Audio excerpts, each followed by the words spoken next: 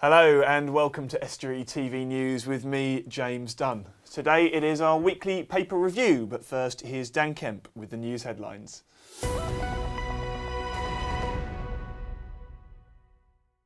Hello, in the headlines today. A director of the trust that runs Grimsby's Central Hall calls for people to move away from their emotional reaction to its closure. And a company from Hull are helping to fight the spread of Ebola. But first, the speed limit on Grimsby's Peaks Parkway changed today from 30 to 40 miles per hour. It follows over a year of controversy after an average speed check system was introduced in October last year. More than 2,000 people signed a petition to change the speed limit after many residents were hit with steep fines, accusing the council of using the system to generate funds. A working party group was set up to investigate the issue, and full council voted to increase the limit to 40 at a meeting last month. The new speed limit is introduced today, but the average speed check system will remain in place, so those caught travelling above 40 between B&Q and the 50 miles per hour sign will be prosecuted. Arco, based in Hull, are playing a key role in the fight against Ebola. The company is sending 100,000 protective suits to Freetown, Sierra Leone, to be used by doctors to treat Ebola patients in clinics. The suits will prove vital to protect doctors who are dying after contracting Ebola from their patients. The epidemic has killed nearly 4,000 people so far. Richard Sampson, who helped in the suit's design, explained how the suit stops doctors catching the deadly virus.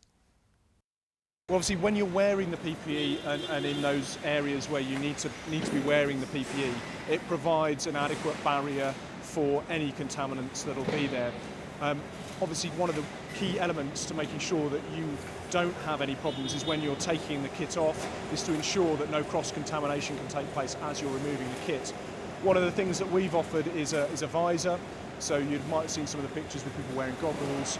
Obviously, if you, it's a subconscious thing almost to touch your face, to do things, and that's one of the things that we've offered with a visor. You're not going to adjust goggles, and you've got full face protection whilst wearing that visor. The safety of a busy stretch of road across one of the area's most picturesque stretches of land is being discussed by East Riding of Yorkshire Council. The authority are asking for the public's opinions on proposed improvements to the B1230, which crosses the Beverley Westwood. The route is regularly used by school pupils, pedestrians, and is also part of the National Cycle Network.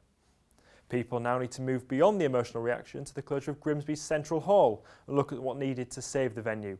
That's according to Richard Bradley, director of the trust which runs the building, which is currently losing around £2,000 a month. He says they'll need around £100,000 to save the concert venue, which has suffered from falling audience numbers and a loss of grant funding. But it will take more than money. They need directors who can take the venue forward, as many of those who saved the hall when they set up the trust in 1992 have gone, and more are still set to retire. A number of groups who use the hall have vowed to save it, news that was welcomed by Mr Bradley, who said people need to act if they hope to keep the Duncombe Street venue open. I really look on the positive side because the trust was actually formed in 1992 to sustain this building for a period of 4 years. That was the objective. We succeeded with that, but the public demand after the 4 years was, well, please don't let it close, and we've continued on. But we've now got to the stage, the climate has changed, the people's tastes in entertainment have changed, one reason and another, and as I say, we're now at the stage where the books aren't balancing, it's as simple as that. 3 people die on rural roads every day, according to Think. The Department for Transport's campaign believes that drivers are oblivious to the risks of driving on rural roads, with nearly 11 times more people being killed than on motorways. Also, 60% of all driving fatalities happen on country roads. A 14-year-old boy has been arrested after a car crashed into a Grimsby school fence on Thursday evening. After the incident, the Roads Division of Humberside Police tweeted, "It was a reminder that however good they think they are, 14-year-olds cannot drive." Police want to speak to anyone who may have seen the silver Vauxhall Zafira crash into railings at Whitgift School at 9:12 on Thursday. Grimsby Town will be holding a memorial service at Blundell Park and are searching for a war veteran to help. The event will take place on Tuesday, November the 11th, ahead of their game against Halifax Town. It's to one of those that fell during the Great War and all subsequent conflicts. Now that's all from me from now. If you have any news for us, then please don't hesitate to contact us on Grimsby 315 561 or contact us through Twitter at Estuary TV or by searching us on Facebook. Bye for now.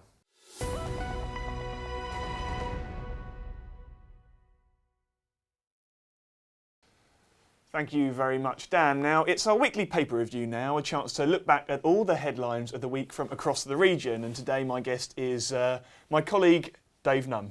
Nice to see you, James. Yes, thank you very much. Yet again, I have to see you, but we'll tolerate it for now, as long as you've got some good stories to look at.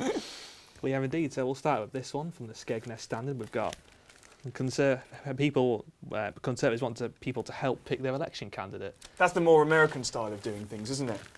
Yeah, this is why the story interested me, because we don't normally have primary stuff in this country. Obviously, I studied American politics quite extensively, and basically what this is it's either where, in America they do it two ways. You can either have, the general populace can turn up, kind of like an election, and vote for a single candidate, and then they go on to receive their party's nomination. In this case, it's a mixture of that and people registering with the Conservative Party as well, so they get to directly pick their own candidate. So I suppose that it's the difference between, mostly at the moment, the parties will pick the candidate and then it'll be up to the public to vote for that candidate or not during the election.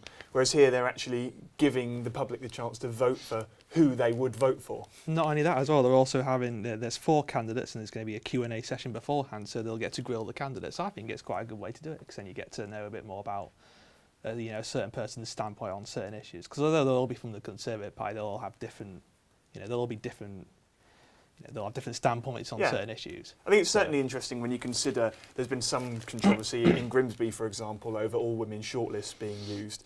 The problem with this argument is that political parties say that they do need somehow to get women into politics, and some people have said that the actual parties aren't picking women. And that maybe that's where the bias lies. But I suppose with this way, there's no danger of that. It's a pretty much foolproof method, and plus you've already got a sort of mandate to stand for the seat before you even become an elected MP as well, since you've been voted for by people. Yeah, definitely. Yeah, well, that should be interesting. We'll see how that goes. What else are we looking at today, Dave? So sticking with the political theme, we've got a socialist businessman from Market Raisin, John Saxon, who's going to be taking on Peter Tapsell. Wow, so... Edward Lee, sorry. Wrong one. So we've got a socialist who's got to stand for standing UKIP. for arguably the most right-wing party in mainstream politics, if we can call them that now. Yeah. That's certainly interesting, because there's been this debate with the by-elections. Can UKIP take votes off Labour? Well, as we've seen today in the Middlegate in Manchester, the by-election, Labour only got a majority of like 617, so they definitely can. Obviously, the Conservatives lost in Clacton, although that's kind of expected since people vote against the governing party anyway as a sort of balance. And it's certainly interesting to see that a former Labour Party member will be standing for UKIP, because it could... It'd be interesting to see how that plays out, because there was always the assumption that UKIP would split the Tory vote. But I suppose what they're proving now is actually they can take Labour votes as well. Yeah, the thing is they may not, obviously, they may not win a huge amount of seats, but certainly they are splitting the vote, and certainly they say they can challenge Conservatives in the south and Labour in the north, and certainly by watching these 2 by-elections they've done that. And if we've got UKIP candidates around here, we've got obviously the UKIP candidate here, and we've got the, obviously UKIP is targeting Great Grimsby as a seat in the election that they want to win. So we're going to see quite a lot of this around here in the election time. Edward Lee's seat might be a bit tougher to take, though. Well, yeah, and obviously you've got to factor in that it is a general election. This will be rather than just a by-election, and obviously people vote differently, and the turnout will be different as well. Yeah, certainly. So what else is in the week's papers that we've seen? You've looked at a couple in the whole Daily Mail as well, haven't you? Yeah, we've got a couple in here. I've just got to find them in here. So this is the story about, is this about Mr. Alam? Oh, this is the hospital story. The hospital story, yeah, this is something that's been going on quite a lot in the local news this week. So obviously we've got a bullying culture at hospitals in Hull. Which is quite shocking, some of the allegations that were made. Yeah, we have things about staff basically just bursting into tears because they were being abused by their bosses. Really. And had things thrown at them even. Yeah, it's really shocking considering obviously these people deal with basically some people's livelihoods on a daily basis, and if they're not full of morale up to the task, then it's going to affect patient care. Isn't if you work in a hospital, it's hard enough to deal with, as it is, I suppose, this is, you know, extremely high pressure atmosphere, and if you're being treated like this as well, you know, I suppose it's all you need. Kind of what makes the allegations even more shocking. Exactly. I mean, imagine if we were bullied by our boss. I mean, I don't think we'd work very well. I don't think anyone would in any conditions, especially when it's a high pressure situation like working at hospital. You know, looking after people and saving lives. Can we be slightly more forgiving to the managers because they're under pressure as well, or not? Well, I don't really. I mean, the managers will be under pressure, but I don't think it's a really big excuse to take out on the employees. And also, I guess, I mean, this specific article says about the target culture, and I guess that is sort of to blame, because obviously, you know, they're trying to really push to get, you know, people seen by certain times. Obviously now we're getting, you know, Conservatives want to open GP surgery 7 days a week as well, which is something else that could attribute to this. And I think, you know, when you're looking after somebody and, you know, nursing them back to health, you can't really, you know, have a specific time frame to do that. I think you've just got to be a bit more flexible. I suppose the one reassuring thing about this story that's come out this week is that that the East Yorkshire and Hull Trust has appointed a new head, and he's saying that culture that had been allowed to emerge will absolutely not be tolerated anymore. Oh yeah, I think that's a good thing. Obviously no one wants to suffer this kind of abuse in the workplace anyway, especially not in a hospital. So hopefully that will be the end of that. But I suppose we'll wait and see, won't we? So Now the other big Hull story that I know you wanted to discuss is the story about Assam Alam being backed by the head of East Yorkshire Council, Stephen Parnaby. Yeah, obviously they had a discussion about this in their council meeting the other day, and I honestly just think it's absolutely pointless. I don't see the point of a local political authority backing a football chairman.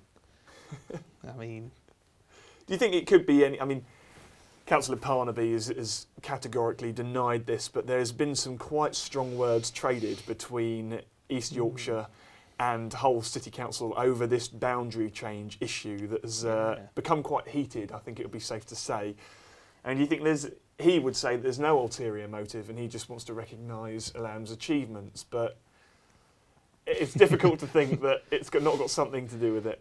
Consider me a bit of a sceptic, but I really do think it's got a political motive behind it. I mean, obviously, you know, they won the boundary referendum a couple of weeks ago, and now he's going to get back a Hull further, obviously, because Assam Alam has caused quite a lot of controversy in recent days with his, you know, trying to rename Hull City to Hull Tigers, and obviously, you know, East Riding the Hull had a bit of a falling out, so Parnaby wants to get behind Alam and, you know, just annoy Hull. And get under the skin of Hull City Council, maybe. Yeah, I just really think it's just a bit petty. I mean, you're right, it is pointless. I mean, there's a certain amount of irony in the fact that we're sitting here talking about how pointless it is, but I think we'll leave that one for now then. We've wasted enough time on that issue. What else have we got here, Dave? Grimsby Telegraph have run a couple of stories over this week about Peaks Parkway, which is something quite controversial. So obviously we've got £1.7 million raised from speed cameras on the parkway, and the speed limit's going up in a couple of... is it next week the speed limit's going up? Today, actually, the speed limit goes up to 40. Yes, obviously this is Peaks Parkway has been massively controversial for some time, and just over the amount of time the council's taken. I think this is quite just, you know, £1.7 million. It's a shocking figure, because you think that's people of the public, people like you and me have paid that out for that. Although if you don't speed, you know, I suppose you don't get there. But it's 40 as of today. So I think the fact that they said it was going up to 40, they should have clarified that it's not going up to 40 for some time. Yeah. But I mean, hopefully we're there now. Well, Dave, I'm afraid we're running out of time at the moment. Is there anything else you wanted to cover? Yeah, I mean, obviously we've seen lots of stories about Kim Jong-un's obviously not been seen for a while, but I see you know, you look a bit like him with your haircut, so maybe he's here in Grimsby. Well, thanks very much for criticising my hair. I'm sure there's some bald scarecrows in Lincolnshire with farmers wondering where the hair's gone. I'm afraid that is all we've got time for in today's show. But don't forget that if you've got any stories you want to share with us, give us a ring on Grimsby 31553, or you can contact us on Facebook, Twitter, or email us on news@estuary.tv. That's all from me. Bye.